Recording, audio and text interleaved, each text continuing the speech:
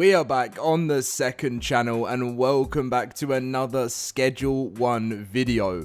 I am sorry it's been such a while. Obviously I've just had lots of stuff going on the main channel and stuff, but we're going to try and get our schedule back on track. As the first video back, we're going to talk about what the creator behind Schedule 1 has talked about in a brand new post from Vice.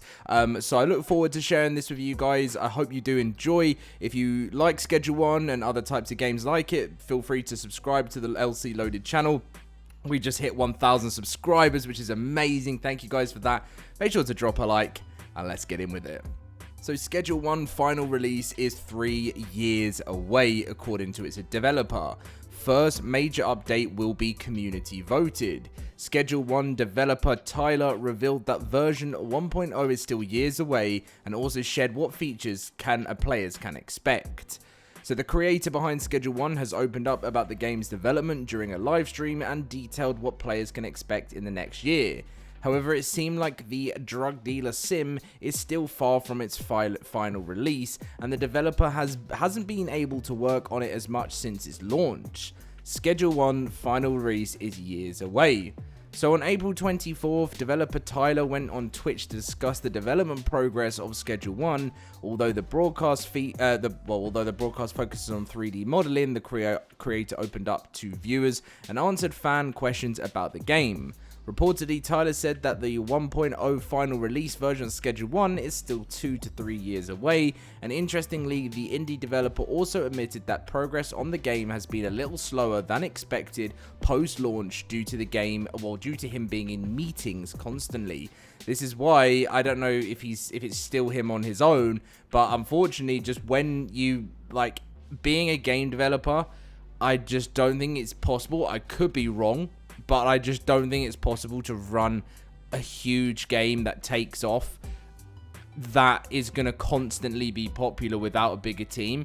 It's sad, but I just think there's so much demand. You guys might not agree with me, but that's kind of the way I see it.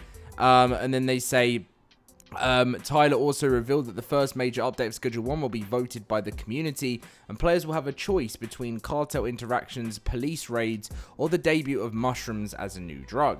So fans of the hit indie title have a lot to look forward to, even if progress may take a bit longer to pick up. Tyler did say, however, the development should be more consistent in the near future, which I'm guessing is maybe from hiring people. I'm not too sure. New Schedule 1 features. So a full list of everything that Tyler said on stream was chronicled by user Zizzo on the Schedule 1 subreddit. However, below will include a quick summary and list some of the most important updates coming to the game. So Schedule 1 performance will be improved soon.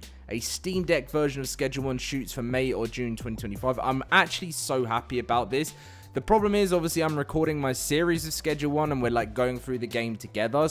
But it is so tempting to be able, well, I guess I could have a new save, couldn't I? Just be able to chill out and play on the Steam Deck.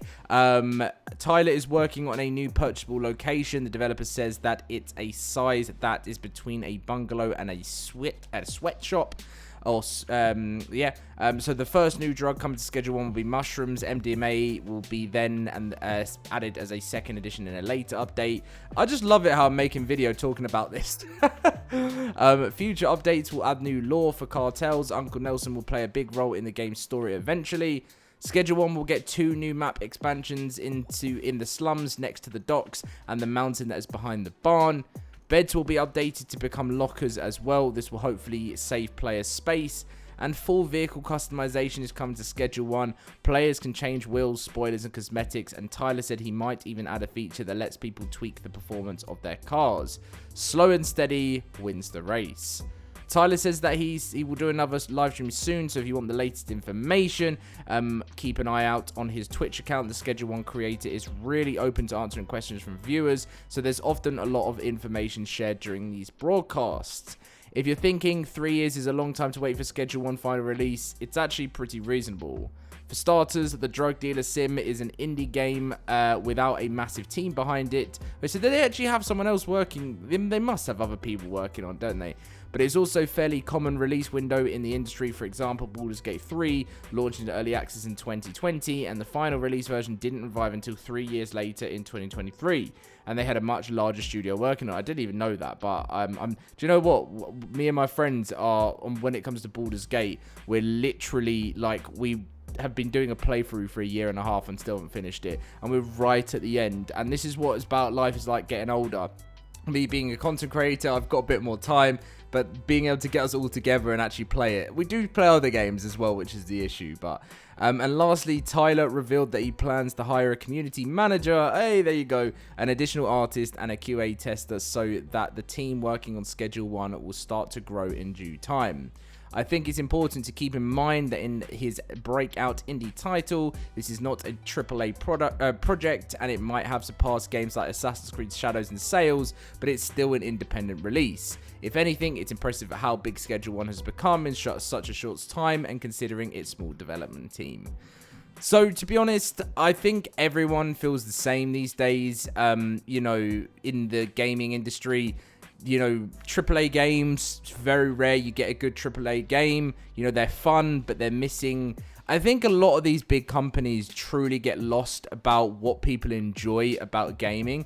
And don't get me wrong, I'm not just going to be one of those people jumping on the bandwagon saying, oh, all AAA games are bad, because they're not. Like, there's some great ones out there.